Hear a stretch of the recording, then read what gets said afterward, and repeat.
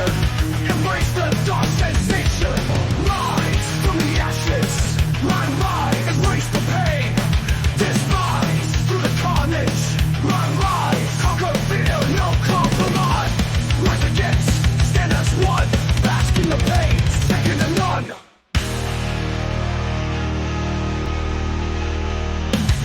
Destruction.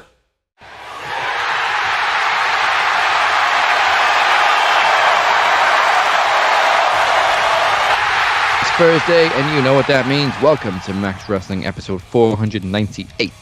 This is your captain speaking with the one and only El Jefe Moses Marquez, here to discuss every single twist and swerve in pro wrestling. Up tonight, we predict Saturday's AEW's All Out. Cody Rhodes is returning back to the promised land of TNA. I don't know. All I know is I'm excited for it, and you should be too. Plus, following, and I can't believe I actually get to read this, a violent, heinous, despicable, unprovoked, this is obviously not written by me, act by Beer. He kicked him square in the balls, he did. He kicked him square in the balls. During the London footage from last week, we will actually hear tonight from the new world champion, the captain, and he's got a lot to say. So make sure you're subscribed right here on the Max Wrestling's YouTube. Follow us on the SoundCloud, Spotify, Apple Podcasts, whatever it is you get your podcast, and head on over to the beautifully done website, maxwrestlingnet.weebly.com, for all your links and a whole bunch more. Go check out that title history. Yeah. I planned on painting the walls white during Linkin Park's live stream tonight, and thanks to Beer, I don't know if I'll be able to. So let's get straight into the fun stuff, because some people spell China and Rhino with an I. Crazy. And as such, this is shit Mark say. You guys don't know how to spell. I'm gonna tweet me and my friend Mark. We're gonna stop watching. You're a whiny bitch. Kicking off shit Mark say this week is a lovely classic case of what you call it, pot kettle black. Good old fashioned fucking good old hypocrisy. There you go, the hypocrisy. So this comes from Humble Wrestling. Now, first of all, this tweet comes from this dude. Oh my god, it literally wasn't even that long ago. On the 2nd of September, which was 3 days ago, he said, Sami Zayn being the last person to pin Gunther and using that as a reasoning to go for his world title is a good and simple wrestling story. And that's all you need sometimes. So this was 3 days ago. That's actually very true. That's all you need. Now, this was about 2 weeks ago from the same guy. Uh-oh. Bryan Danielson finally wins the AEW World title, and that's your first choice for the first title defense? Jack Perry.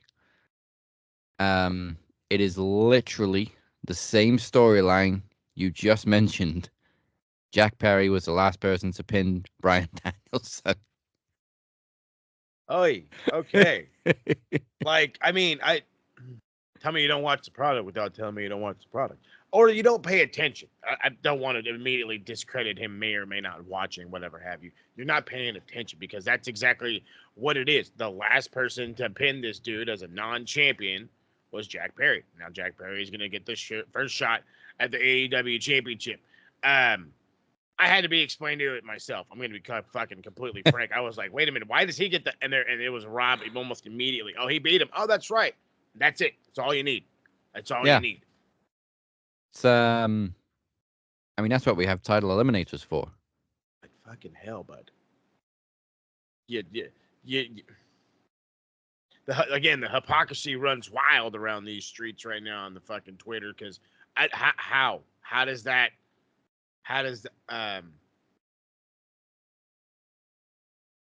then, okay, mind you, when was the last time, do you know, maybe you don't know, because I fucking sure don't know. Do you know how long it's been since Sammy beat Gunther? I mean, it's gotta be a year and a half at least, because he was like undefeated when he was IC champion. And then Jack just pinned Bryan not too long ago. Yeah. So, if anything, that one makes way more sense than the Sami Zayn Gunther one. But I mean, in reality, you were right with that tweet. All it takes is a simple, hey, I beat you at some point. Cool. Yeah. I mean, granted, a year is a little bit of a stretchy, but who am I to nitpick? I mean, also in his defense, maybe he likes Sami Zayn more than Jack Perry, which I don't find hard to believe. There's not a lot of people on the Jack Perry train, but that's a good thing because he's doing what he's supposed to do. He's this absolute heel. You're not supposed to love him. He was not supposed to be Jungle Boy back there. He's supposed to be Jack Perry. He's a whole different kettle of fish, as they say. Yes. Okay, moving on. This one is not actually a fan. This is a former wrestler.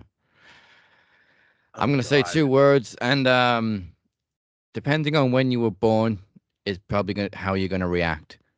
Val Venus. Hey, y'all. This also is related real quick, to... Hold on, before you bash the shiz out of him, I fucking love Val Venus, okay? It's the only I white did guy back to in the ever day. The only white guy to win, I believe, was the AAA World Heavyweight Championship.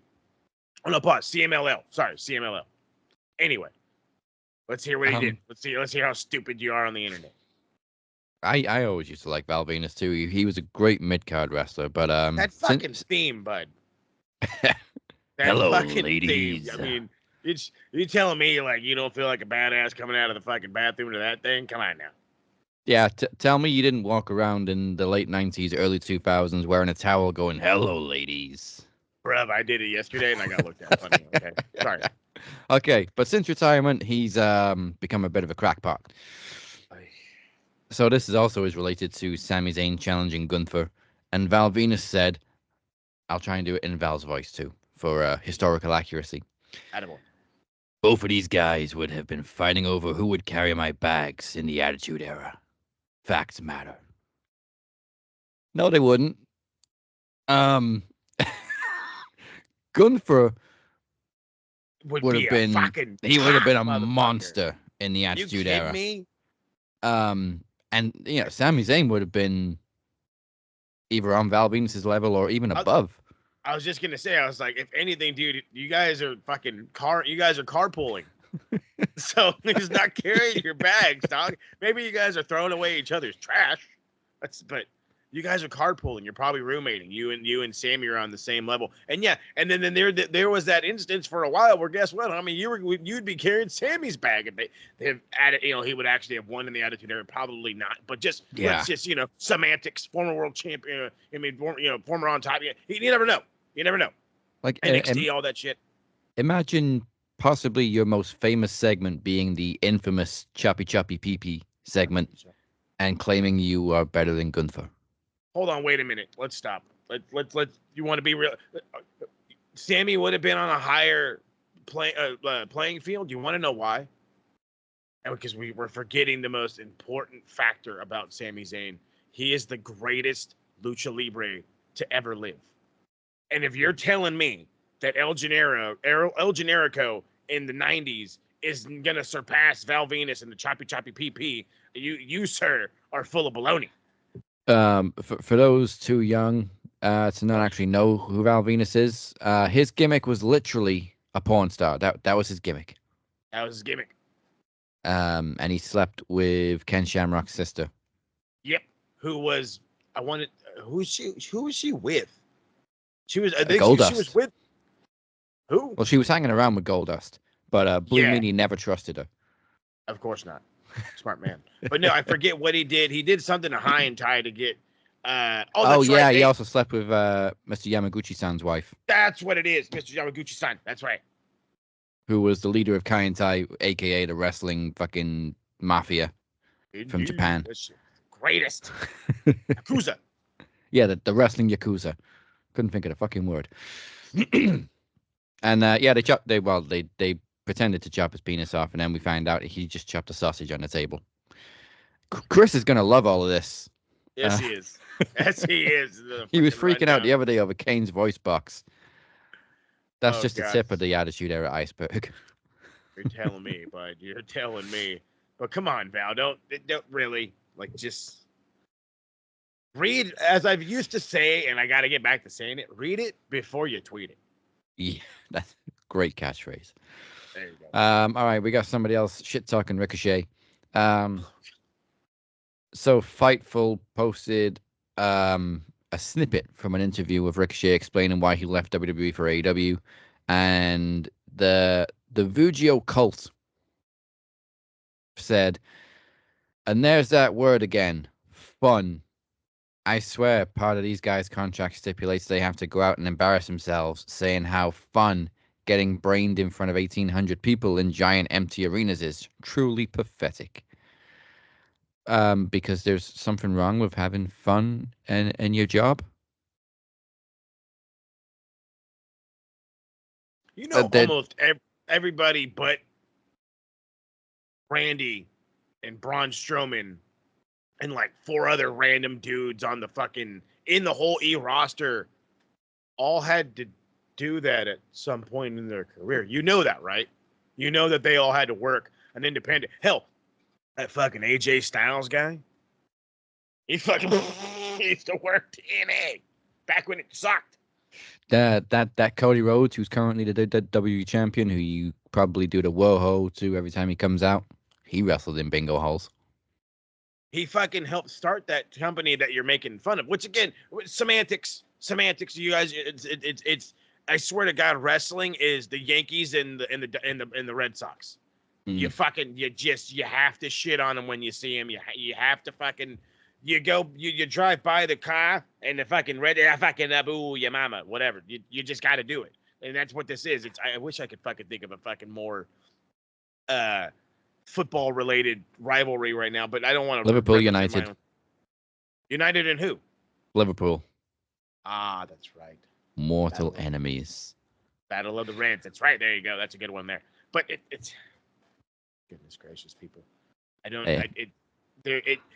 The rivalry of just well, you're doing this because it's fun.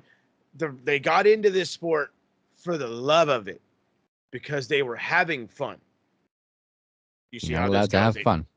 They go hand in hand. I don't give a shit what people say on the internet. You are allowed to have fun, goddammit. I don't care. You are allowed to have fun. And when did he get brained? Yeah, he's had like one match plus a battle royal.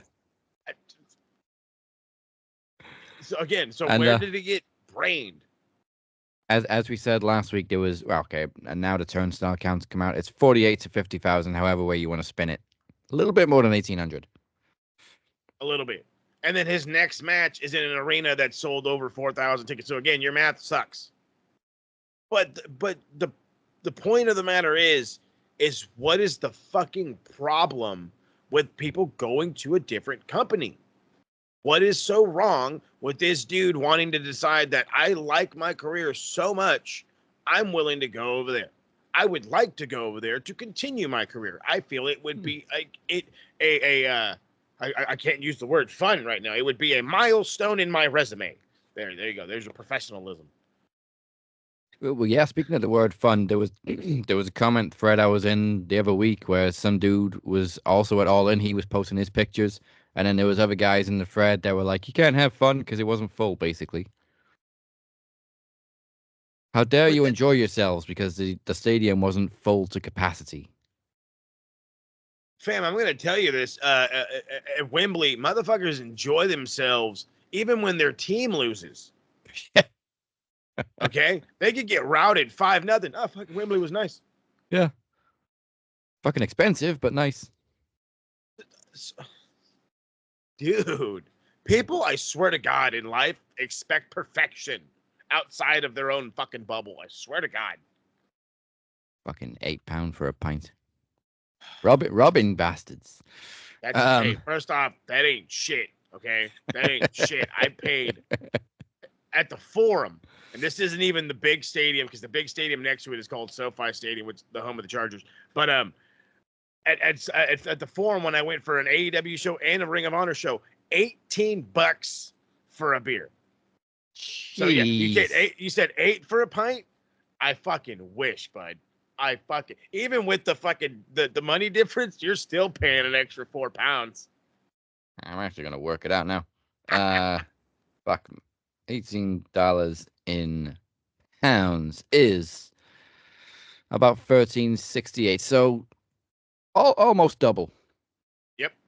Jeez. And mind you, you got an actual pint served in a nice glass, probably out of a draft, the whole shabiggity. We got a fucking tall can, which got fucking warm fast. Yeah, I only had one. It's fucking meat. All right, let's finish it off with drinking your tears. Hey, I'm pretty sure we're going to be drinking yours, but okay. So I don't even know where the fuck this was. I think it was Facebook. Somebody with a Chelsea badge, we won't judge you for that, said, I'm going to judge you for that. it said, Mariah May is so gorgeous. I'm not going to argue with that. Drinking Your Tears responds, you are so cringe fawning over her. Yes, she's pretty. What else? Can she wrestle, given that she's on a wrestling show? Given that she's has a world championship, is she world championship caliber? Like, if she went to WWE right now, would she immediately be drawing big gates with Rhea Ripley or Bayley? Yes. To all. I'm sorry. I'm trying not to fucking just burst out in hysteria. Are you kidding me? Are you kidding me? You remember? Okay. And I'm going to bring this up because I feel bad for it. But you remember Jade? You remember all the hype about how fucking Jade is going to be this fucking massive star? Nah, fam. You bring in Mariah May, and whether you want to shit on her today because you're going to fucking love her tomorrow, and if you don't, she's going to make you love her because she's that goddamn good. Oh, yeah, she's pretty. Yeah, that was the very first thing I noticed, too. And then the fucking bell rang, and I still scream, holy shit. She is good. Not only is she good, she goes hard. She is every bit of a fucking Japanese style wrestler. Every bit of the strong style. That is exactly her style. And then the reality matter is she would go to WWE, she'd probably fucking murder a couple people. So I gotta wonder if this guy thinks she can't wrestle, she's not championship caliber, she's not going to draw with Rhea or Bayley because he's never seen her before. So I wonder if he's thinking the same thing about Giulia. Because they got the same kind of background. That's going to be and then that's the thing though. How do you not see her drawing with a Rhea? So here's the fun thing. Let's play a little a fun little game. Let's say Liv Morgan wasn't a thing and it was Mariah May. You're going to fucking tell me you can't literally interchange that, if not make it better, because the worst thing is Mariah can go that distance. She might end up try to play them both. She might try to make out with them both. Congratulations, Netflix. She's done that ratings. before. You're welcome. Hey, I'd buy that I'm for just $1. saying. Just saying, folks. Just don't be that. How can we be so dumb on the internet? For some reason, they're allowed to use the internet, but they are marks, and that's the shit they say. All right, so 2 stories this week. Let's start with a nice one. Cody Rhodes, reportedly, appearing for TNA again. Some people might not remember his short stint in Impact Wrestling before he went over to Japan. Or was he already in Japan? Yeah, or he went permanently to Ring of Honor anyway. Yeah, he was the Jeff Jarrett champion. I have no idea what the name of that fucking promotion was. And then when they went to Impact, he was almost immediately like their world champion. Yeah. And then wasn't he also like their they had that fucking like 3-round belt, and I swear to God he was that champion too. What the fuck was that stupid thing called? I fucking don't even remember. The Grand Champion? Something like that. I swear he won that one too. And yeah, I think he won the Global Force title, the GF title, the Who Gives a Fuck title. That's stupid fucking Global Force. That's what it is. But yeah, no, he had a good I don't want to say like popular run in TNA. Like people gravitated more to him when he finally hit New Japan. But then again, you got to understand the time. That was the time where even the E fans were looking towards Japan. Who's the next guy to come in? Who's the next big guy to hit the States? Because there wasn't an AEW. It was only WWE. Yeah, it did feel like a pretty big deal when he showed up in Impact. And he was presented as a megastar. Well, yeah, because you have of course, he was going to make the indie run, and he did the indie run, and he did it well. Wrestling with dudes like Brian Cage, Sammy Guevara, and other people. Ends up in Ring of Honor, and of course, indie motherfuckers are going to go bananas for that. So when the indie guys are going bananas for you on Ring of Honor, now all of a sudden they're going to start watching Impact, especially since they randomly got a TV deal for a little bit. And then the big tickets, Japan.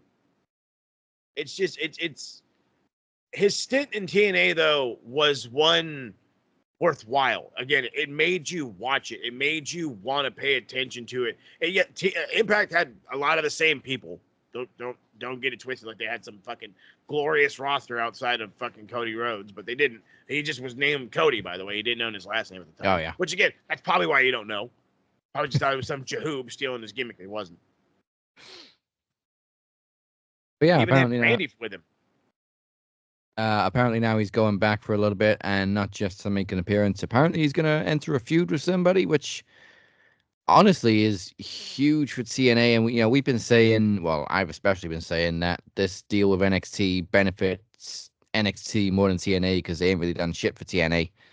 And all they've done is just showcase the talent that they're going to sign when their TNA contracts run up on NXT.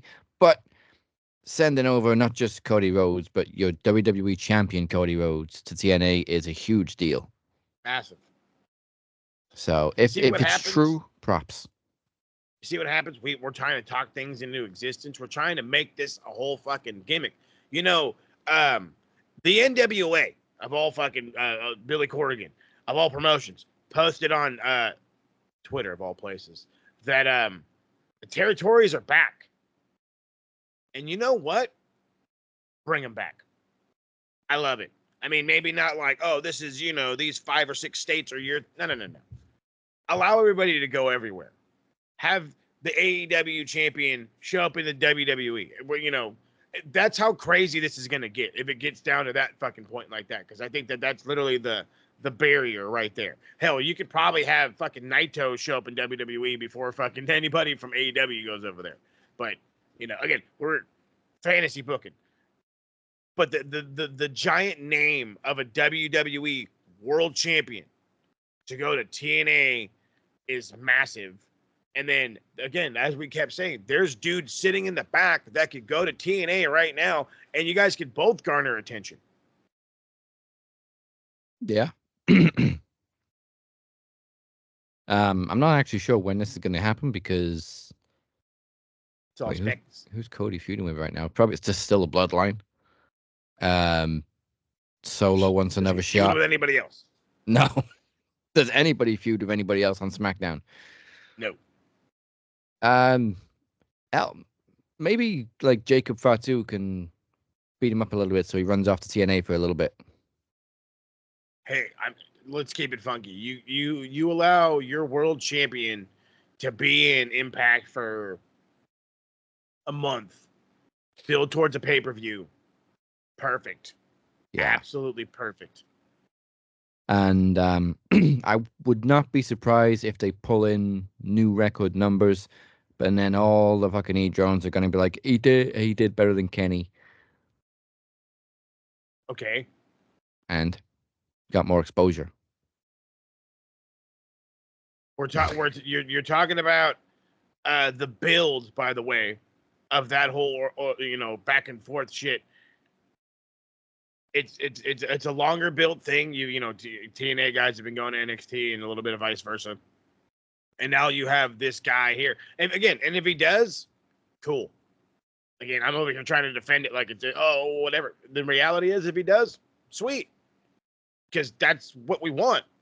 And that's what we should expect. If the WWE, a company who's been around since the 70s, who's been on television on the same network for, fucking all but like 6 years of its television run starting in 92, I better fucking hope that he would garner a bigger rating than some dude named Kenny Omega, who's in a brand new company that's barely a year old at that time. Yeah. So... this was also during COVID. Hello. Again, motherfuckers don't get it. But again, go for it. Win it. Make it a big fun thing. garner 1.5 million. I don't give a shit.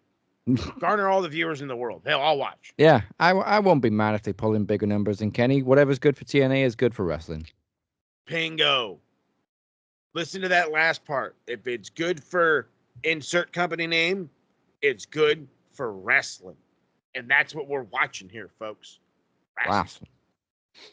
All right, so moving on to Odyssey Jones, who was in the midst of in the beginnings, really, of a big storyline with New Day. He was going to be the thorn the wedge in between them.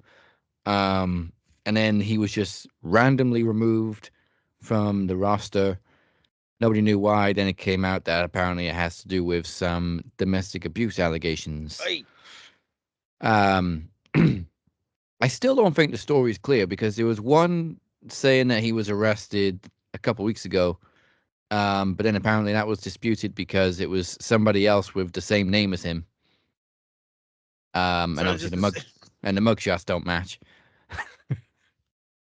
Oh God! So are you trying to tell me that somebody already turned in the wrong name and somebody else got fired for it? God damn it! I knew this was gonna happen. I honestly I didn't read too much into it. I just normally when domestic violence comes into it, it is an immediate whatever shut down. Just that's it, ball game. I feel bad for the kid. If this is, where he ended up, if this is truly him and it's still not some fucking overall gigantic confusion, which hopefully WWE has a better internal system than that. It's not okay. And again, even if they're just allegations, there shouldn't be allegations. There shouldn't be any question of any kind of, I don't want to keep using the whole thing to any kind of DV. You know what I'm saying? There shouldn't be any. That's not kosher. And me hearing about, or not hearing about, me using this one literally ties to another person who's not in the into the business right now, that he's also going through all the fun DV, and that was Nikki Garcia, formerly or now Nikki, or just used to be Nikki Bella, and whatever the fuck her soon-to-be ex-husband is, because apparently there was an incident where this dude called 911 for medical attention, called them to say no, don't worry about it. Cops show up, say that the woman had been visibly striked or whatever, and the guy got arrested for felony domestic violence. It's what the fuck's going on? What the fuck is going on? Yeah, well, I don't think there's many doubts about the Nikki Bella one because, like you said, she has filed for divorce, so that was pretty quick. Oh yeah. No fucking around there. Oh no, I was just saying, but the domestic violence thing, period, is just it's a subject that doesn't need to be touched. Not like by us. I mean like y'all shouldn't be touching on nobody like that. Plain and simple. You guys have a fucking spotlight on you. You need to carry yourself better. I know I say that from a guy sitting in a fucking, in front of a camera or whatever, not doing what you have to do, and I get it, but we as people should be able to hold ourselves to a better standard, and if it's something that gets to that point, we should be, as they taught you in school, be the bigger person and walk away. Yeah. But again, hopefully these are allegations and strictly allegations. Yeah, there's very little to go on from this story yet, so hopefully we'll get some more information next week. A question for you, though, I do got to ask. If heaven forbid these are just simple allegations, does the guy come back? I don't see why not. I mean, like, it's a touchy subject, but Velveteen Dream was pretty much cleared, and he still can't come back because those allegations are still hanging over him. Yeah, but even though they've been disputed. Well, yeah, they were worse. But as far as I know, they found nothing. That's true. So I'm not saying that makes him innocent. I'm saying, as far as we know, he didn't do anything. Hopefully we can get a better resolution for this kid. Yeah. The problem is we're in the generation of all it needs is allegations. You don't always need evidence these days. As soon as you point the finger, That's it. That's it. And if they're guilty, that's a good thing. But if they're not, then that sucks. Yeah, that's the downside of it all. That's the downside of it all. Can you hear me now? It's already over.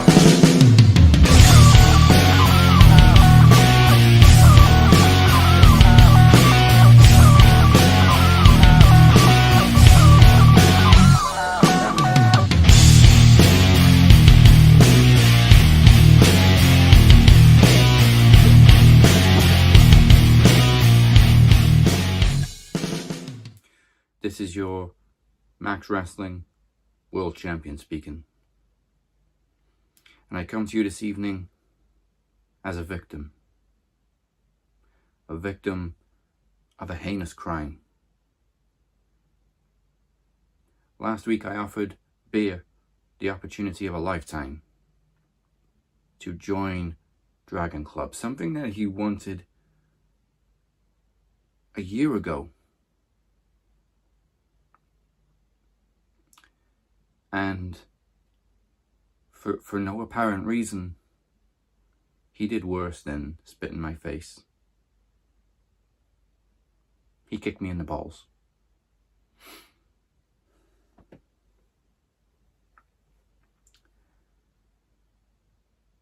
For no reason. I have done nothing to Beer to warrant such despicable acts. Such cowardly actions from Mr. Beer. But I shouldn't be surprised. I shouldn't be surprised that you were a coward. Because let's not forget 2016 when you failed to defeat Kenny Killer to become the first ever Max Wrestling Knowledge Champion. It was 7 years before you made another full appearance on Max Wrestling. 7 years. You ran away. But now you're back. And you have been a thorn in my side all year long. Demanding this, demanding that. You should have been king of the mic. You should have won this. You should have been knowledge champion. You were knowledge champion for about 2 minutes. And you know what? You're going to get even less time in the spotlight. At max 500, I'm not even going to give you 2 minutes. You're not going to make it 1 minute when you face me for this championship, Mr. Beer, because at max 500, due to your cowardly, heinous, uncalled for, despicable actions last week, at max 500 it will be captain's rules. But you know what? I got a feeling that I'll be entering max 500 with 2 championships because Chris, unfortunately, you did respond to my challenge last week. But guess what? I have 2 chances to call you out. So, Chris, I re-challenge you to a duel. Now, if you will excuse me, after my horrific injury last week, I have to go and relax a little bit and get back to the show. So, thank you for taking the time to listen to me. This is your captain and your Max World Champion forever. And if you have been affected by what happened to me last week, don't forget we need to stick together. Balls to the wall.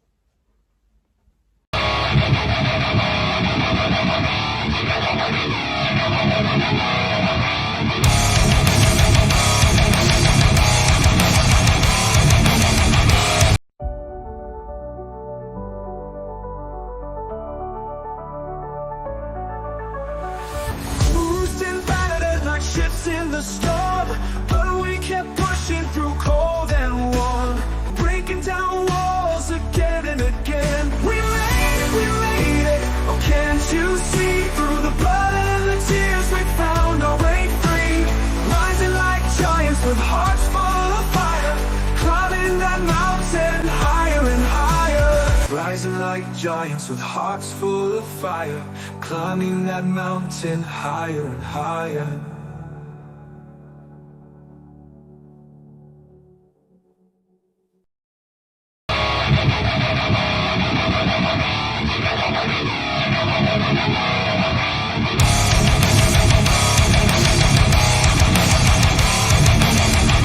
Welcome back to the Cap and Mo Show. This is your captain speaking. He is El Jefe. Speak his name and he appears.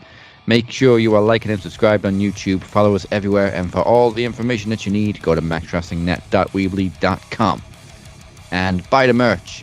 Max Wrestling Marketplace on T-Shirt Studio. Check the merch. Got to check the merch. Hit the merch stand. That's what you do.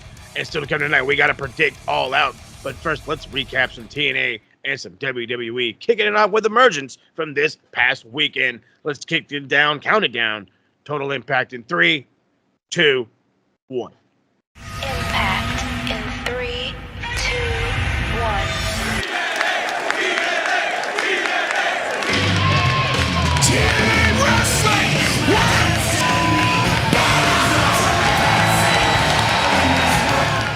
So last weekend was TNA Emergence, and we kicked it off on the pre-show with Frankie Kazarian defeating Kushida with a low blow and a fade to black, followed by PCO defeating Shira, who was Matt Cardona's hand-picked opponent, with a PCO assault to retain the Digital Media Championship. On to the main show, Zachary Wentz defeated Riley Osborne, Mike Bailey, Jason Hotch, Hammerstone, and Laredo Kid in an Ultimate X match to win the X Division title. Steve Macklin defeated Eric Young with a jackknife pin, and they shake hands after the match. Jordan Grace and Spitfire defeated Ash by Elegance and the Militia as Jody Threat slammed Ash for the pin. ABC defeated First Class to retain the Tag Team Championships after Ace Austin hit the fold on Casey Navarro as Chris Bay rolled him up for the win. The System defeated Joe Hendry, Mike Santana, and the Hardys after Eddie Edwards hit Matt Hardy with a low blow and the Boston Knee Party. And in the main event, Nick Nemeth defended the TNA World Championship against Josh Alexander in a 60-minute Iron Man match, coming out on top 3-2. But after the match, John Layfield, the former JBL, made his surprise debut and quietly spoke to Nemeth. That's all your TNA. Now we're skipping the SmackDown recap because we are going into Bash in Berlin this past weekend as well.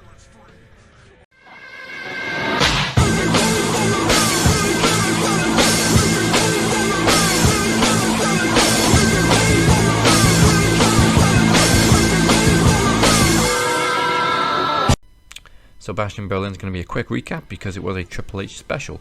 5 matches. Cody Rhodes defeated Kevin Owens to retain the WWE title with a Crossroads. Air Jade defeated the Unholy Union to regain the Tag Team Championships as they double team Isla Dawn. In a strap match, CM Punk defeated Drew McIntyre and reclaimed his bracelet. However, Punk hit 4 consecutive GTSs before taking back his bracelet and hitting the last turnbuckle. The Terror Twins defeated Dom and Liv, with Ripley hitting a Riptide despite interference from Finn Balor. And in the main event, of course, Gunther defeated Randy Orton to retain the World Heavyweight Championship. However, it was by submission. And that's it from Bash in Berlin. Now I'm going to take one for the team because I'm going in Raw.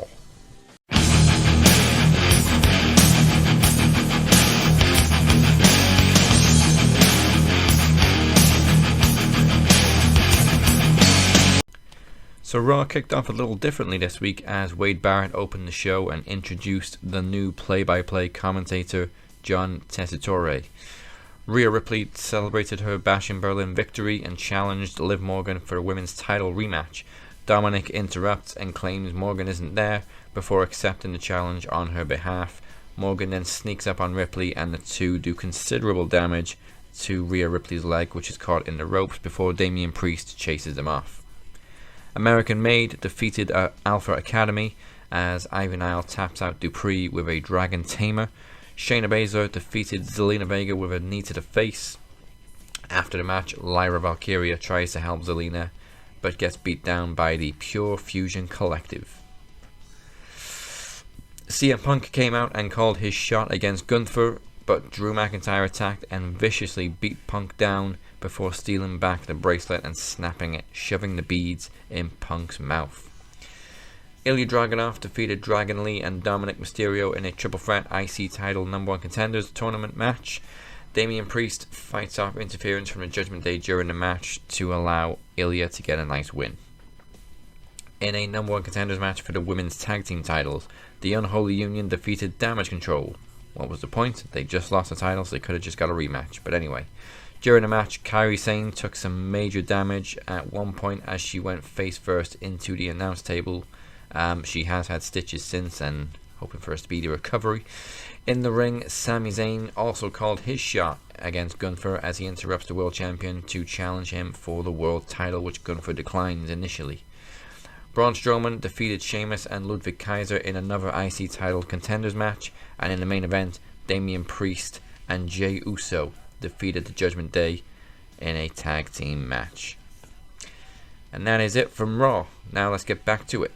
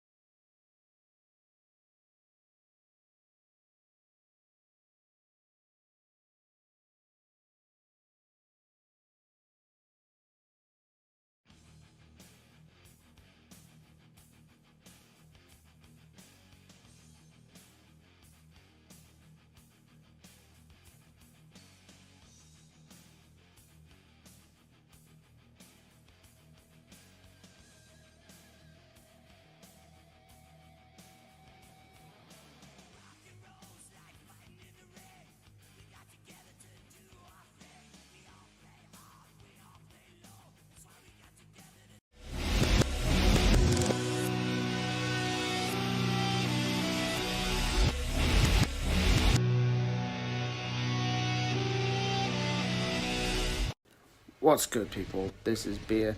This is your NXT No Mercy review.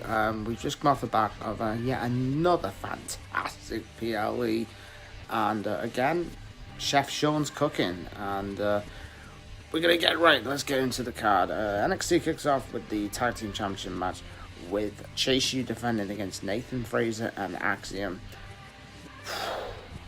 Blown away. Axiom and Fraser are the best tag team in wrestling. I just don't give a shit what people say. Obviously, everyone goes on about the Bucks, FTR, DIY, Street Profits, but Fraser and Axiom are the best by some distance, man. Absolute banger opening match, and we have new tag team champions with Fraser and Axiom reclaiming the tag team titles, and this is something very unexpected after the match. Was that Ridge Holland turned on Chase U and actually putting the Redeemer on Andre Chase on the table. What's next for Ridge Holland? Next up, we have the MSK No More to go one-on-one between Wesley and Zachary Wentz. Now, I thought the first match was great. This match was wild and fantastic match. A lot of insane spots for the entirety of the match. Wesley was going to hit Wentz with the steel chair to be stopped by Rascals member Trey Miguel. Wentz hits UFO for the 1-2-3 after an insane Canadian destroyer outside. Following the match, in a backstage interview with Sarah Schreiber, Zachary Wentz him and Trey Miguel want a tag team title match against Fraxium. So on Tuesday, we've got Gallus versus Hank and Tank versus the Rascals.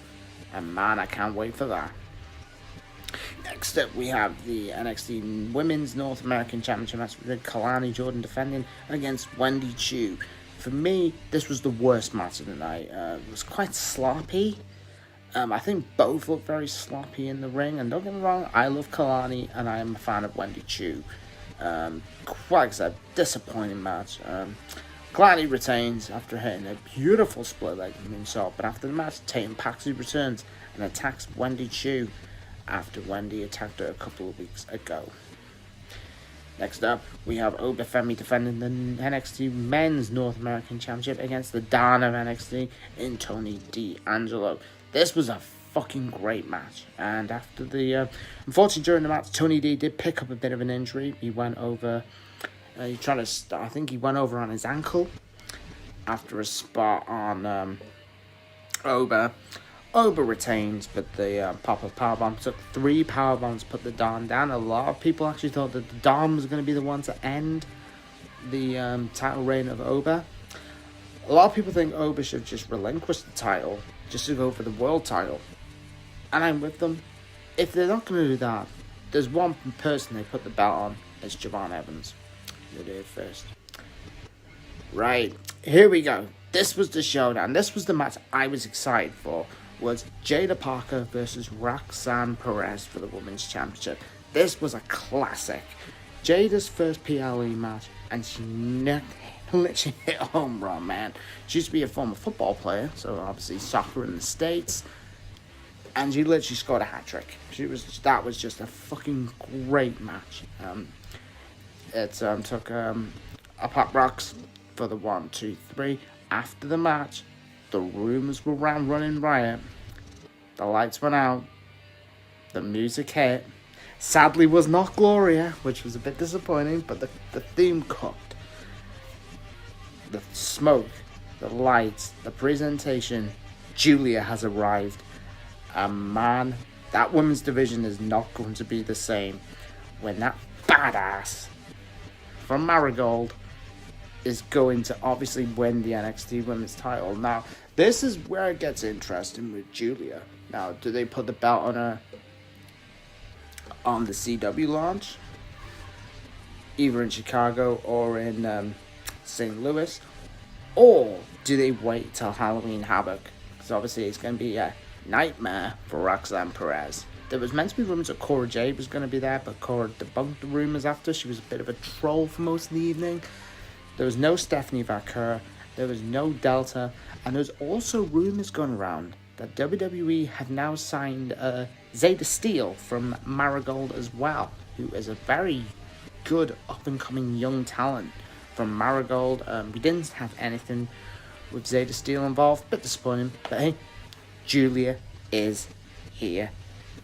Main event of the night sees Ethan Page defending the NXT Championship against TNA's Joe Hendry. Banger match. Great main event. There's a lot of things that went down. Trick got taken out of the match by a bump by Joe Hendry. The other referee came down, tried to count the 3 after the Eagle's Edge. Trick stops the count, and then following when the referee was arguing with Trick, I think there was a low blow by after the standing ovation by Joe. Ethan kicks him in the nuts, hits him with the Ego's Edge for the 1, 2, 3. There was a lot of belief that Joe Hendry was going to win. The old saying is strike while the iron's hot, but they didn't. But the slow build up now is getting ready for me now. Obviously, I said on the review last week that I think Ricky Starks is going to be the one that's going to end the era of All Ego. I think they're going to put the belt back on Trick. They're going to have to.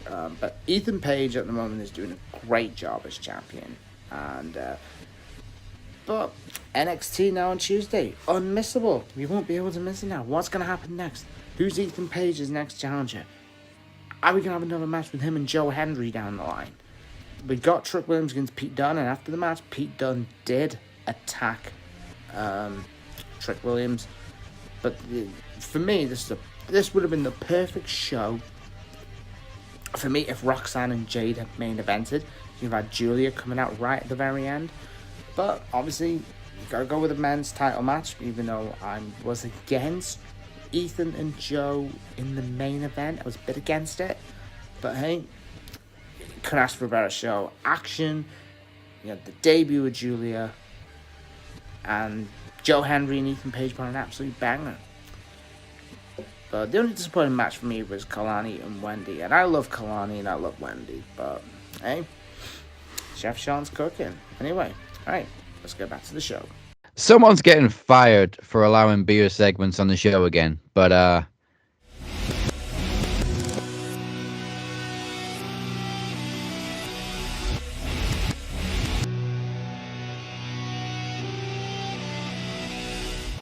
What's good, people? This is Beer. This is your NXT review for the 3rd of September 2024. This is the bitchy hangover show from No Mercy. Right, anyway, let's get into it. So NXT starts with a recap from No Mercy from this past Sunday. Trick Williams kicks off the show with a few comments and calls out Pete Dunne to be interrupted by ego Ethan Page. Pete Dunne attacks Trick from behind, leads to both men brawling for most of the night, whilst Ethan Page is laughing in the background. Ethan mentions he will defend the title in Chicago on the launch of the CW Network, but we will get to that just in a few moments. The only match sees the triple threat number 1 contenders match between Hankins, Gallus, and the Rascals, Trey Miguel and Zachary Wentz.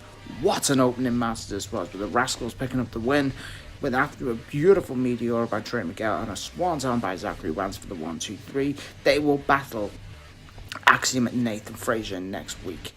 Trick Williams speaks with Blake Howard backstage, and then Pete Dunne again attacks Trick for most of the night. It was a wild night for Paul Rager. Then Lexis King, he's back and he faces Oro Menza after a brutal backstage brawl last week when Lexis provokes Oro and mentioned Noam Dar being like a father figure when he's out injured, whereas Oro replied saying that at least he has a father figure. Now, if you don't know, Lexis King is the son of the late great Brian Pillman, and Oro Menza sadly lost his father as well. So might be a bit of Christian Cage vibes here, but anyway, I'm so glad Christian Cage is not there anymore. Lexis wins with a rope with his feet on the ropes, and Oro snapped after Oro made a very, very disgusting. Lexis Big Pam made some little bit of inappropriate remarks about Oro Menza's father. So the D'Angelo family speak backstage after Tony D's unfortunate loss to Oba Femi. Oba actually makes a very inappropriate comment to Adriana. I don't want to repeat what it is because I don't want the boys getting kicked off the air. Before Luca Crisafino was going to step up to the ruler, the Don chose the underboss Stacks to take care of business. Tatum Paxley finally makes a return to the ring to face Rosemary from TNA. But even though that's a demoness, according to Wendy G, but we all know there's only one demoness in this realm. Tatum picks up the win. Yes, Tatum won a match with a beautiful driver and with Wendy watching on. She didn't look impressed but attacks Tatum Paxley following the match to be saved by an old friend in Lyra Valkyria. They're embracing the ring, but we did hear rumours throughout the day she was backstage tonight. Backstage interview with Sarah Schreiber with Pete Dunne, and again they can't stop fighting. Ava literally loses her shit and demands the match instead of being the main event to start straight away. We had a great match between Trick Williams and Pete Dunne. It ended in a double countout due to a fantastic Russian leg sweep by Pete Dunne on Trick Williams through the announce table. Ava announces later on in the evening that we will have a last man standing match for next week. The winner of the match will face Ethan Page on the opening night on the launch in the CW network in Chicago. That is big. We then have a great segment by Rich Holland to give an explanation of why he turned his back on Chase U. He attacks him as Chase U always seems to win the big one, but then fail. And I tell you what, I like this segment a lot. So then we also have next week, we have Duke Hudson will return and he will face Rich Holland next week. Then have a rematch between Joe Coffey and Javon Evans. Javon and Joe had a bit of a brawl earlier when Joe tried to interrupt during the opening tag match. Javon is just on a crazy level right now, man. I'm still firmly I think Javon should be the one to dethrone Oba Femi, but that looks like it's going to go to Tony D. but I wouldn't be too disappointed with that. There was Cedric Alexander, prevents a beatdown from Wolfgang and Mark Coffey, but there was no Ashanti the Adonis, but looks like dude is simping, and he was simping earlier for Brindley Reese and Carmen Petrovich, but then again, it's Carmen Petrovich, I don't blame him. Anyway, and after that, so then Oba family does go one-on-one with Channing Stacks Lorenzo from the D'Angelo family. Oba, dominant, never a bad match with Oba involved. Oba wins with the pop-up powerbomb for the 1-2-3. So it looks like we may get a rematch between Tony D and Oba, maybe at a later time. So this will be the main event of the evening. We have Jasmine Nix from Fatal Influence facing Jada Parker. Despite her injuries to her ribs against Roxanne on Sunday, Jada picks up the win with a beautiful hip check. Following the match, Fallon and JC attacked Jada, which included a beautiful Pele kick by Jasmine. So we close the show with Roxanne Perez addressing the fans after a huge win against Jada Parker at No Mercy, to be interrupted by... It's not who you thought it was Chelsea Green. Chelsea Green, who insults the crowd and says that she is a... He's like, she'll do anything for a fan. But then the lights did go out, and this time to be interrupted by the beautiful madness known as Giulia. She destroys Chelsea Green with one punch and one huge knee to the chops. Giulia spoke. Now this was something I was surprised with. I didn't think Giulia would actually speak straight away, but they did say these. Me, you, CW. So that means on the same night we're going to have Giulia versus Roxanne Perez, and it's very likely to be Trick Williams and Ethan Page. What an opening night we could have in Chicago. That will be on the 1st of October, so do not miss that show, whatever you do. And then on the 8th of October is going to be the night where NXT was up against AEW Dynamite. I will obviously be covering NXT. I know my main man, the legend, who I'm going to get to in one moment, will be covering AEW. Anyway, I haven't done this for a while. What time is it? I know I've had my Giulia time. I know I've seen the girls I like in my time. But now, it's time. You know the time. Let's go to the best in the world, El Jefe Champion. Take it away. Anyway, we're going all out this Saturday. I went all in 2 weeks ago. Now we're going all out this week. Pay-per-view predictions. Very surprisingly, there's like half the matches I expected.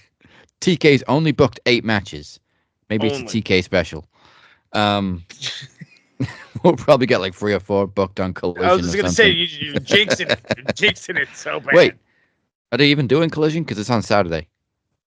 I don't They'll think probably tape it on Friday. Yeah, they'll probably tape it. All right, TK, don't book anything else. This is fine. This is perfect. This is a classic 90s pay-per-view setup. 8 matches. And I'm not sure. Is any of them on the pre-show? It didn't actually say. None of them look like they belong on the pre-show. No, that's true. This is a great card. It shows how much 1 week helps to book a pay-per-view, because it was straight after All In last year. But it also shows at the same time how you can easily create a story, as you have. I guess I'm better explaining it as you are, with that 1 week build. You know, we had that instant turnaround. We had stories built at All In that we're going to already have concluded here. All right.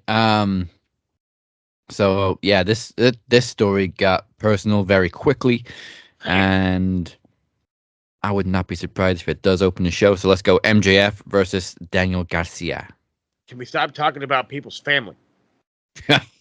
That's all Dynamite was last night. Stop talking about, like, dude, there was so much just shit talk on this. Is your mom has no problem satisfying men or whatever. Like, god damn, Max, like fucking hell. I was baffled. I was, but I'm excited for this one. DG looks prime time. Got a little color last night. I'm kind of hoping he gets a win, but I also kind of really want to see fucking MJF go on just a fucking tear. Yeah, I think Daniel Garcia will have a great match. Probably beat the shit out of MJF, but oh yeah, ultimately I think MJF will beat the shit out of him even more, and he could also do with a win after losing on a big stage against Ospreay at All In. Also, MJF can turn up that heel notch by literally beating the shit out of Denigas. This is a singles match too. We've seen a lot of blood in this feud, but this is a singles match, so it could go another round. It could, and you want to know why it should? Because I want MJF to win. Let's make that clear first and foremost. But he should he should lose via disqualification for kicking too much ass. Yeah, ref stoppage. Yep. Ooh. Sounds good to me. So you're going Garcia by ref stoppage. Nah, I don't want to do that like that. That just sounds like my fun thing. But no, MJF for the win. However he wins is going to be MJF in the end. This next one, we're pretty much guaranteed some color. It is a Chicago street fight. Willow Nightingale versus Chris Statlander in what should really be the end of the feud. Please and thank you with some Chicago style pizza. Ooh. I've completely lost track of who's got the most wins in this feud because they've had that many matches against each other now. Oh my goodness. I don't even know who I want to win more. Like, where do they both go after this? Willow's already had a couple of title runs. Chris has had a TBS title run, but now she's a heel. I really don't know who benefits more from winning, so Willow's got the most street fight experience, but I think she's won them all. So I'll go with Chris. The thing that we're not bringing into context, or I should say not bringing into reality, is the kind of people around these ladies. And the only person that's around Statlander is Stokely Hathaway. However, Willow Nightingale has the whole conglomeration with random appearances by Will Ospreay. Yeah. So I feel like if Willow loses, it's not a giant deal. She is CMLL Women's Champion anyway. They're allowing her to travel to Mexico and get work there. I'm pretty sure her losing on this show isn't going to make a big fucking deal. She's still going to be the quirky one next to Mark Briscoe going bananas. Yeah. So we're talking about Will. Talking about Will. Yeah, not Bill, not the peel. I'm talking about Will. And what makes it worse this whole time, and I know I'm already off subject, and that's perfectly fine, is fucking goddamn Kyle O'Reilly's like this on the phone, and he's trying to mimic him. And his lip syncing was perfect. He is mimicking him, and I'm just crying. I cried of pure hysteria.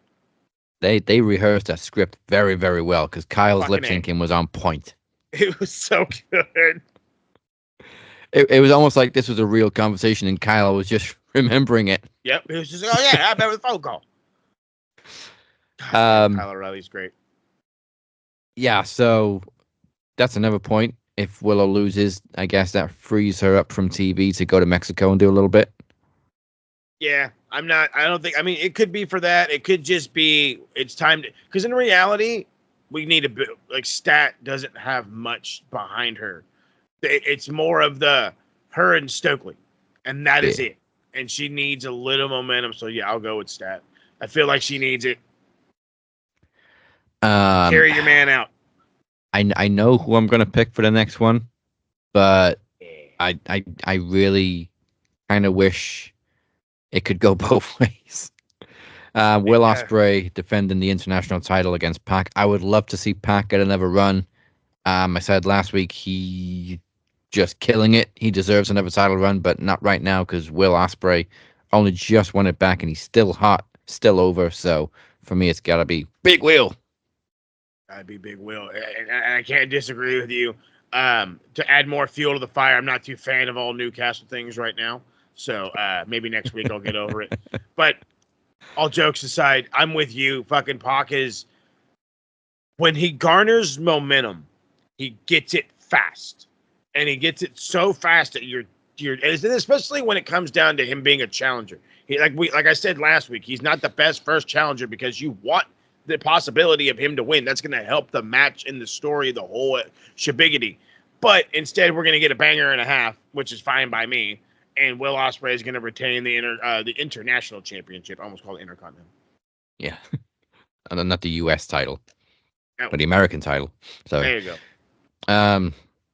All right, 2 for Ospreay. This next one is Okada defending the Continental title in a 4-way against 3 TBDs. No disrespect, but I don't really care who the 3 TBDs are. Okada's winning. They announced it last night on Dynamite. It's a 3-way with, I wanted to say it was, I think it was Orange Cassidy, Brian Keith, Black Taurus, whatever his new fucking name is, the Beast, whatever, and Kanosuke Takeshita. So obviously my pick is going to be not to win the whole thing. My pick to win the 4-way to get in is going to be Kanosuke Takeshita. And I feel like this is going to start a feud. This is going to be the Kenny versus Okada because Kenny's not healthy. You know, the alpha versus the, you know what I mean? It's gonna be the big dogs. And as much as I want to give it to Takeshita fucking right off the bat, you got to give it a little bit of sizzle. Got to give it a little bit of So I feel Okada's going to win, but I feel it's going to be with the help of the Bucks. Because of this, maybe on Wednesday, CD is going to be like, no, we got to run this bitch back. They're going to end up running it back on a fucking random Dynamite. It's going to go to a time limit draw.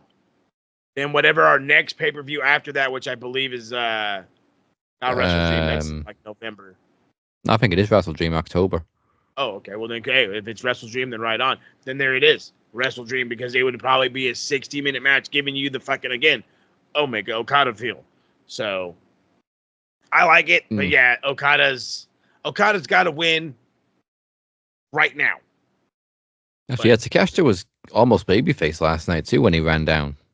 Well, that's the whole point. Is they're trying to push him as one because again, he just had a really good run during the G1, which is huge for his stock in AEW and his stock in Japan, and him going up against Okada because Okada is I want to say a 3-time IWG or no, he's more than that title winner. I want to say he's at least a 3-time G1 winner though. Yeah. And as for the other 2, you're in the background. Sorry, bud. Okay. Young Bucks, speaking of them, defending the tag team titles against the BCCs, Claudio and Wheeler. Ooh. Weird. Yeah. And I can't really predict it because like the Bucks have had him for a while. They've only defended him once, maybe twice. Twice. It'd be nice to see more gold on a BCC again. I mean, B-Dry's already got the world title. Yeah. I just can't predict if they're going to pull the trigger or keep them on the Bucks for as long as they can and just be the pricks that they are. Yeah, I'm kind of leaning that way. The only reason why I'm not like immediately jumping towards the Blackpool Combat Club winning is because it's fucking Claudio Castagnoli and Wheeler Yuta.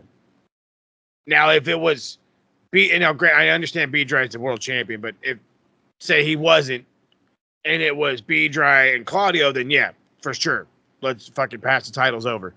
But I have this inkling feeling, and I'm sure it's fucking a far-fetched fantasy, but FTR, as much as they don't like the Bucks, I feel like they have respect for them in a way and could turn heel and even join them, which would be, I know, weird considering they're in their own division, whatever have you, blah blah blah blah. But I also feel like they could they could interfere in this match in some way or another where somebody's going to get screwed over, or it's just the blatant Young Bucks just deciding to fucking kick a dude in the balls and not wear the EVPs and whatever, that I'm fine with that too. But I think there's going to be a whole lot of chicanery in this one to help the idea of, it being just Wheeler and Claudio. So I like it, but I do have another theory. okay. I'm not sure if they're heels or they're acting like heels, but Mox and Marina Shafir. Ooh. Mox obviously quietly left the BCC to start this new thing. Whatever. Could just show up and beat down his old teammates. Because there doesn't seem to be any rhyme or reason for why they're attacking anybody other than a hostile takeover of some kind. But then they bumped into the Elite last night and there was an exchange, but there was no violence. As Moxley said beautifully, to Jack Perry, I don't care what they say. You're a sweet kid. I fucking laughed so hard. Well, yeah, Moxley ain't exactly a big fan of Punk either. No. So, yeah, I wasn't sure before, but now that I've just kind of thought of that, I'm definitely sticking with the Bucks. I don't think it's going to be a clean win. There probably is going to be interference of some kind. Yeah, and, I feel it. If it is Mox beating down his old teammates, then he'll move. And I like but that. Doesn't that then mean that Darby turns heel because Mox is trying to call him out to join him or something? Or is he just trying to call him out for another match? Because I don't get what's going on with Darby. I think he wants him to join him. That's what it sounded like last night. He's like, I respect you. You did, but I don't know. I don't really know. I kicked his ass and he looked at me and smiled. And I feel like that's what I feel like he wants him to join him, but I feel like he's also wants to kick his ass and then have him join him. I'm so confused. Funnily enough, that's how the BCC got together. This is true. Mox and BJ beat the shit out of each other, and then they're like, hey, let's team up. Yep, that's Mox is a complicated man. Yes, he is. And again, no reactions from his wife. Well, of course not. He's walking around beating people up backstage, and his wife's just like, so here's Orange Cassidy. Oh, yeah. Thanks. Oh, yeah. Hi, Renee. Love it. Orange Cassidy's the best. Tell Jericho he's right there. He's like, no, he's not. You tell Jericho. And Jericho's face at the end was just pure disgust and disbelief. He's got this fucking dumb look on his face, and then he pans over the shoulder. What is it with it? I am dying on this hill. I am liking Jericho. Oh God, he's keep doing goofy and stupid shit cheesy, like this. But he's entertaining. Taking a whole 7 seconds to say, "Hey guys," fuck, man, come on. I think he is getting to the point now where he's trying to stretch it as long as he can. I want to see yes, it's cheesy and goofy, but Jericho knows how to own a gimmick, and he's owning every inch of this gimmick. Giggity. Hey, Val Venus. Hello, ladies. Okay, let's do Mercedes Moné defending the women's world title against Hikaru Shida, with the added caveat last night that Camille is banned from ringside. Okay. It's fucking TBS. Right. TBS, not world. TBS title. No, you're fine. I was like, no, it's TBS title. She thinks it's the world. Hey.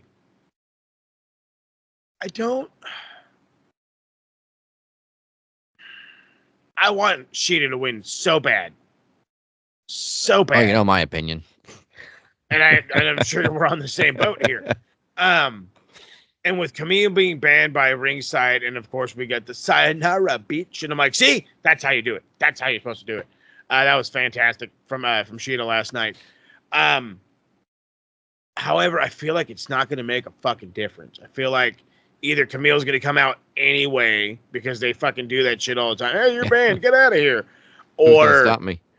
Exactly. Or she's going to get EV, and I keep doing this. She's going to get EVP help, or even more. Maybe even after getting fucking, maybe she's getting help from fucking Max Caster or something. They seem like they're going on the heelish side right now. There's just I feel like there's either more coming to her little faction or Camille's gonna fucking show up anyway.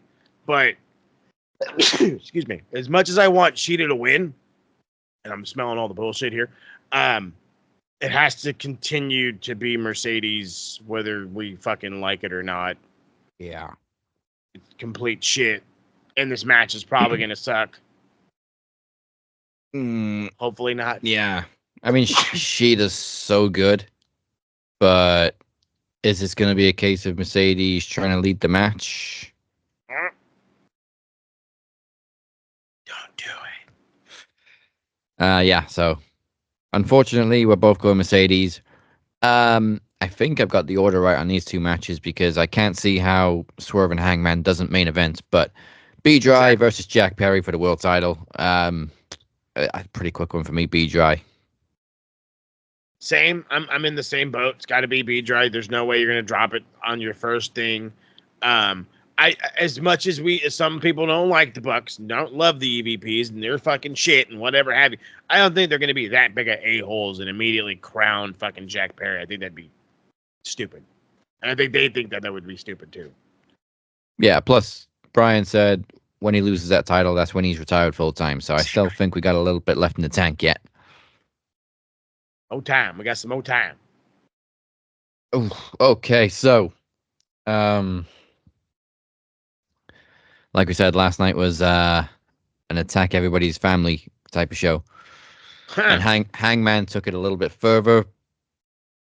Right at the early on in the show, they showed Swerve. Was it Prince Nana actually presenting him with the keys to his childhood home, and then by the end of the show, Hangman burnt the fucker down.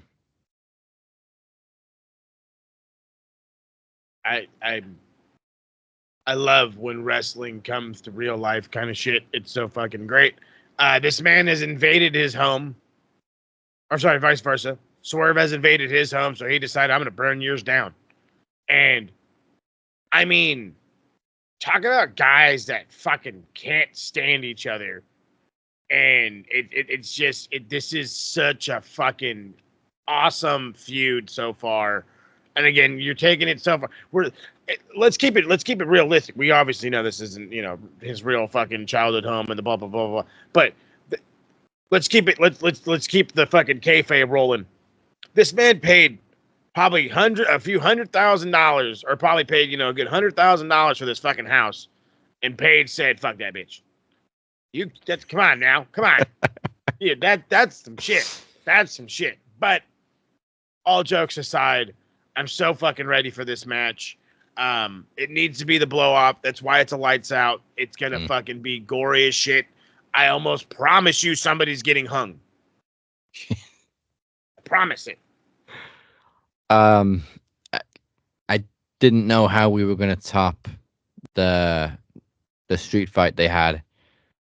Oh. But I think they're gonna top it this time. It was planning. It was personal then. Never mind now.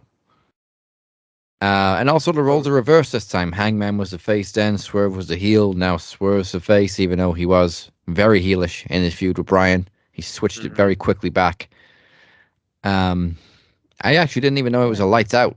I knew it was a cage match, obviously, but I didn't know it was lights out until obviously I wrote the matches down. But yep. Lights out pretty much means it's gonna be motherfucking violent. And again, if the street fight tells you anything, they're gonna be in a cage. I don't know what's gonna happen. I just know it is going to be bad. It is gonna be brutal. And as far as the winner goes, it's tough because they both kind of need a win. Yeah. But I think Swerve's got to win. Because he hasn't beaten him yet. Now has to be the time. Because you could still be this devilish, dickhead, house-burning bastard Hangman Adam Page.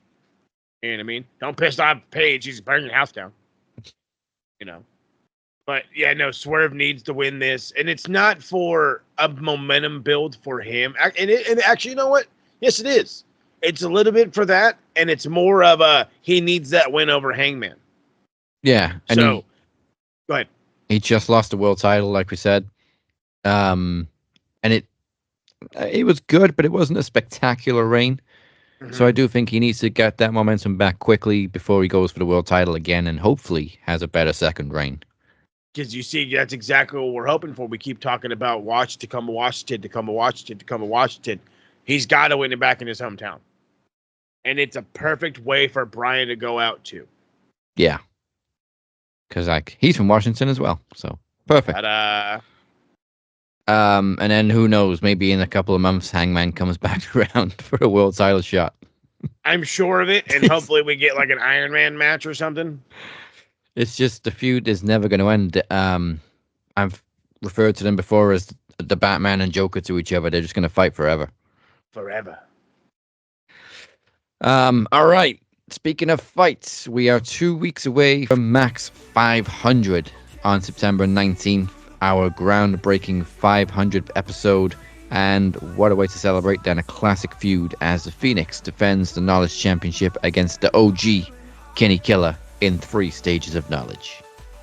Ooh, I'm shivering with anticipation already. Speaking of anticipation, last week, Beer and I issued a challenge to the Carolina Reapers for the tag team titles at Max 500. But since it's obvious that there's no way in blue hell that Travis is going to be able to come up off the couch, if you will. I was going to say the show, but off the couch.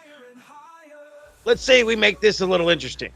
Since it's obviously going to be a 2-on-1, instead of it being trivia, because we know that Beer and I are superior in the trivia realm, let's go promo style. Longest promo wins. All right. Okay.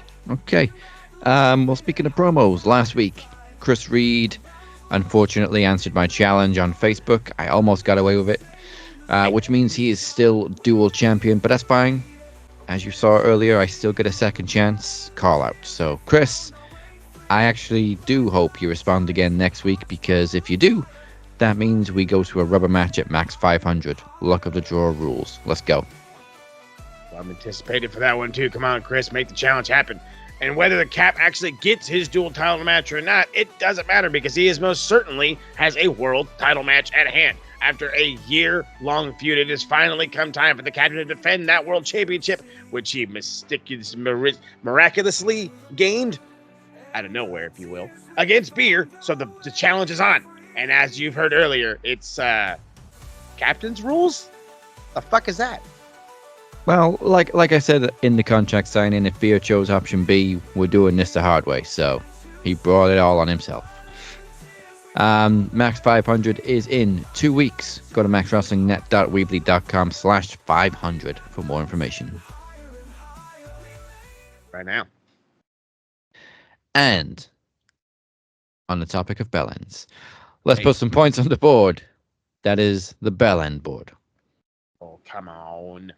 A bell end? You're a bell end, mate. Look, bell end 1, bell end 2, big veiny bell end over here. All right. So we were talking about the DV earlier. I don't even know Homeboy's name, so we'll just call him Nikki Bella's ex. You'll get 10 points for that fun stuff. I'm really trying to think of what happened wrestling-wise this week, besides the IWC being the IWC. I can't give them points every week, otherwise we'd have an entire segment called IWC Gets Points. Hulk Hogan said some pretty stupid stuff again. Oh, God.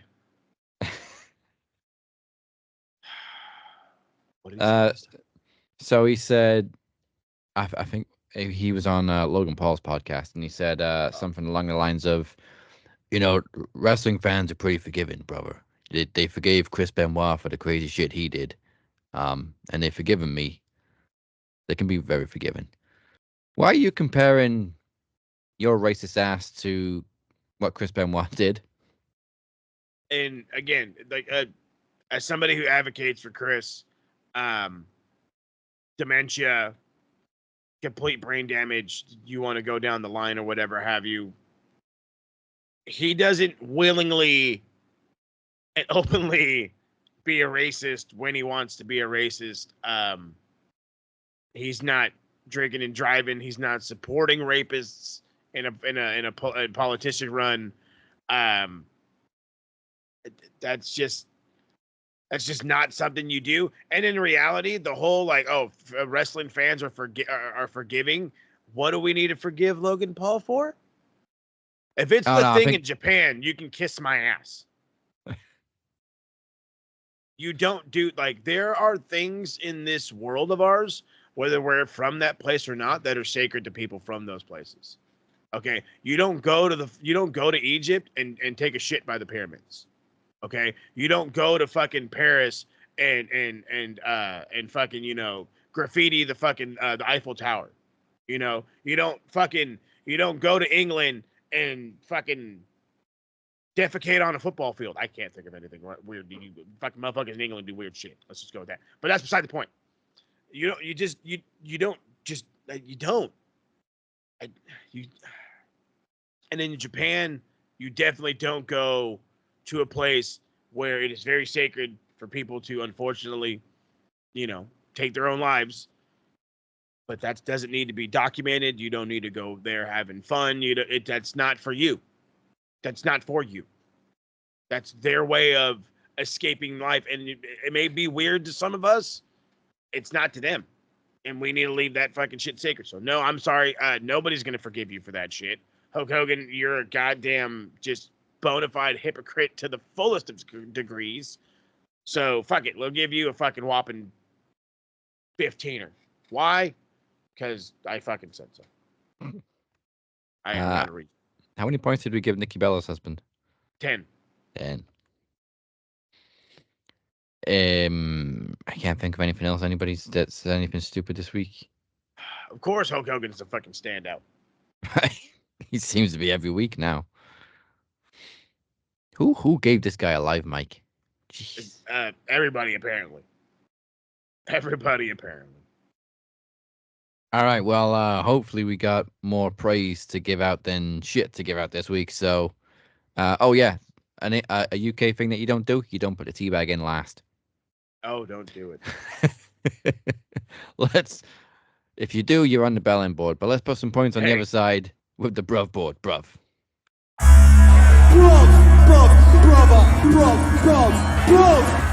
Brother. Who the fuck puts a teabag in after? Sorry. TikTokers, presumably.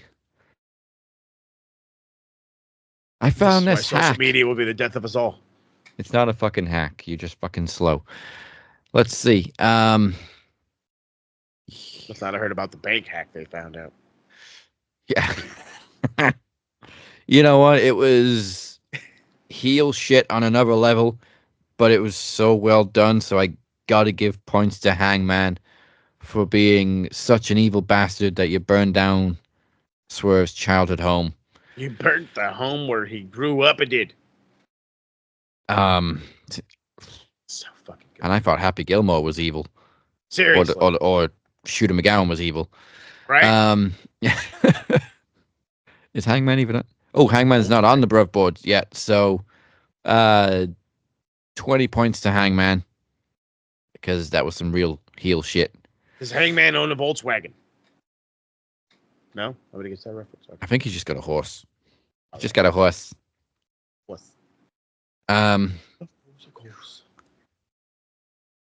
What else? You know what? We haven't done this, and I don't know why we haven't done this, but for the pure hysteria each and every week, that is Mark Briscoe, I want to give him 15 points.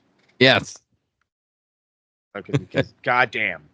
Every week, I don't know. It's like how we say all the time, oh, there's no way they're going to top this. I don't know how Mark Briscoe tops every interview he ever does. I don't know how he does it. We should give him 5 points every week, every time he makes Kyle O'Reilly break. Yes. Yes. I'm also going to give points. Oh. I think Will breaks quite a lot, but he usually hides it pretty well. Who was I going to give points to? I think it was somebody on Raw. No, it was TNA. Joe Hendry. Got to give points to Joe Hendry for, showing up NXT. And he also teamed up with the Hardys and Emergence, and they had a great mashup entrance, which I loved. So 10 points to Joe Hendry, and that puts him on 20. I also should have said Hogan is now on a total of 80, which, let me arrange it by numbers. He's obviously pretty high on the list. Brother, you're real close to that ring, brother. He is right behind Tony Khan. He is now 5th. Ew. Hulk Hogan is in between Tony Khan and the IWC. Never thought I'd say that in a sentence. Fucking perfect. But last week, I think Eric Bischoff took over. He's now on 103 points. He actually took over the sex ring, which shocking. Didn't think that was going to happen this year. You ain't over yet. Well, yeah, we still got plenty of time. And currently, Will Ospreay is right on top of the Bruv board, as he should be, with 90 points. Best thing going today. And we've only got a few months left of the Bruv and the Bell End board, so we'll see who is the Bruv of the year and the Bell End of the year at the end of the year. Yeah. But thank you for joining us. I hope we rocked you harder than I am going to rock the walls white with Linkin Park's secret announcement tonight, 3 p.m. Pacific time. I believe that's 11 p.m. my time. Before we close this up, let's find out what Host Mo and the TSK have for you Pencil Neck Geeks this week with a roundup of Click This.